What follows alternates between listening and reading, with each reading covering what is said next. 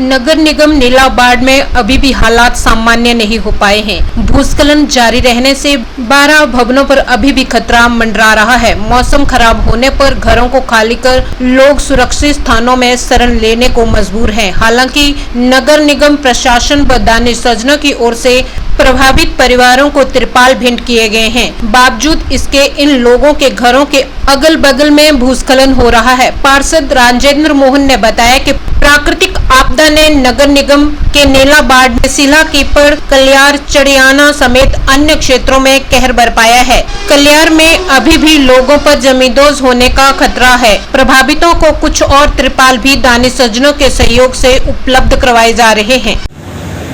13 और 14 अगस्त की रात को और सुबह जो भारी वर्षा हुई है बंडी में, उसमें जो नीलाबाड़ के जो गांव है, सिला कीपड़ गांव है, कल्यार गांव है, चढ़ियाना गांव है या बलोरी सेगलू है, वहाँ पे काफ़ी नुकसान हुआ है। सिला कीपड़ में तो 3 मकान हमारे पूरी तरह से क्षतिग्रस्त हुए हैं, गौशाला क्षतिग्रस्त हुई है। लेकिन अभी आज की तारीख में जो कल्यार गाँव है, वहाँ पर लगभग 12-13 जो मकान हैं, उनके आगे से बहुत बड़े बड़े लहासे जो है और खेती योग्य जो भूमि है, खेत जो है, सीढ़ी जो खेत है, वो पूरी तरह से बह गए हैं और केवल उनको तिरपाल के सहारे जो है वो बचाने की एक कोशिश है। और ये मौसम साफ रहता है तो वो मकान जो है बच जाएंगे, लेकिन वो आज भी खतरे की जद में है। और कल्याण में ही श्री भूपेंद्र पटियाल जी का मकान जो है बैठ चुका है। उनका टॉयलेट, उनका किचन, उनका आंगन, उसमें बहुत बड़ी दरारें हैं। अब वो मकान जो है पूरी तरह से नहीं बन पाएगा, वो लगभग नष्ट हो चुका है। और भी मकान है, बहुत सारे मकान है कल्याण में। भवानी सिंह चंदेल जो अभी उपायुक्त कार्यालय से जो है रिटायर हुए हैं, उन्होंने अभी 60 लाख की जो कमाई थी उनकी जीवन भर की, उन्होंने बहुत सुंदर सा घर एक गांव में बनाया था। और जो सड़क है कल्याण की लिंक रोड, जो मुख्य सड़क से जोड़ता है गाँव को, उन्होंने अपनी मलकियत भूमि भी उसके लिए दान दी थी। वो सड़क भी बह गई और उनका मकान बिल्कुल खतरे की जद में। वहाँ पे भरमी, सरबण, तेज सिंह वगैरह का एक पुश्तैनी मकान है जो लगभग पुराना मकान है, चौकी नुमा। उसके 35 कमरे हैं, लेकिन उस मकान का आंगन और पूरा वो भी बैठ गया और नीचे पूरे खेत, आम के बगीचे जो है वो पूरी तरह से नष्ट हो गए। तो हमारी ये कोशिश है कि उन मकानों को बचाया जाए, लेकिन फिलहाल जो हमें तिरपाल के अलावा जो है कोई चारा नहीं दिख रहा है।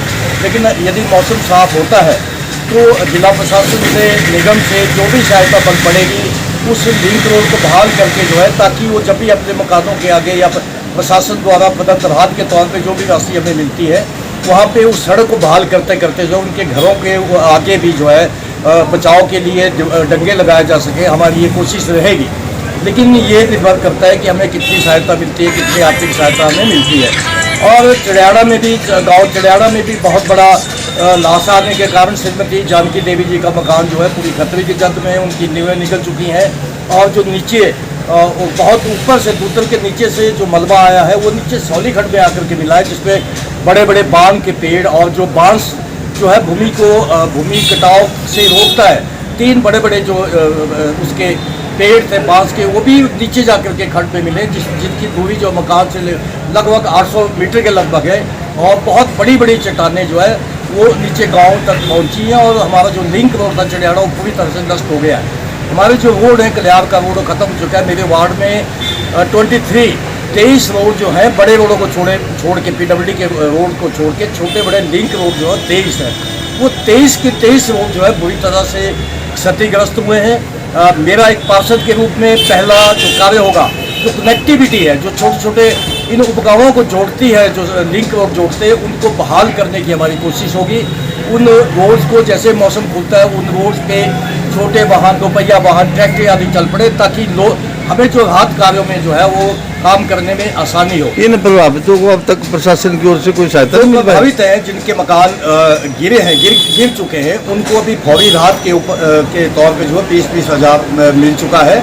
और बाकी की जो राशि है पटवारी के माध्यम से, तहसीलदार के माध्यम से जो रिलीफ मैनुअल है, उसके अनुसार इनको राहत राशि दे दी जाएगी। उनके जो आवश्यक दस्तावेज हैं वो पटवारी तहसीलदार में तैयार हो रहे हैं और जल्द उनको ये राशि मिल जाएगी। इसके अलावा लगभग 6 जो गौशालाएँ हैं, 7 टॉयलेट है, वो भी नष्ट हुए हैं। और सेगलू में एक गाय गौशाला गिरने के कारण जो है, भूस्खलन के कारण एक गाय की जो है मृत्यु हुई है। और ये जो भूस्खलन हुआ है भारी वर्षा के कारण, ये तो गनीमत थी कि ये सुबह 5:40 पे हुआ है। यदि ये कहीं रात में होता तो बहुत सारी कैजुअलिटी भी होती, क्योंकि गांव में अक्सर लोग जो है अपने काम धंधे के लिए जो है सुबह उठ जाते हैं। बहुत से लोग उठ गए और उनके उठने के कारण जो है चाहे उसिला की पड़े चाहे कलियार है, लोगों की जान बच पाई है। लेकिन कड़ी मशक्कत के बाद भी जो सैकड़ों में जो लेखराज जी की गाय मरी है उसको नहीं बचाया जा सका, उसका काउसाइड किया दिया, काफ़ी कोशिश उन्होंने की है। तो मेरा एक और ये तो ठीक है राहत कार्य होंगे चल रहे हैं, लेकिन मेरा ये मानना है कि जिनके मकान गिरे हैं वो इतने जल्दी मकान से योजना या अन्य समाज कल्याण विभाग के माध्यम से जो आवास योजना है उनमें उनको घर स्वीकृत हो जाएंगे। लेकिन वो राशि प्रधानमंत्री आवास योजना में केवल 1,85,000 मिलेगा, जो वेलफेयर से मिलेगा समाज कल्याण विभाग के माध्यम से मिलेगा वो 1,50,000 है। उससे उतने बड़े मकान तो खड़े नहीं हो सकते। मेरी ये कोशिश है, मेरे वार्ड में जितने भी मकान गिरे हैं मैंने लोगों से अपील की है, क्योंकि मंडी शहर की NGO इवन विदेश से भी लोगों ने मुझे सहायता का आश्वासन दिया है। जो राशन वगैरह था, जो उनकी चीज़ें थी वो उसके उसने सहायता की है।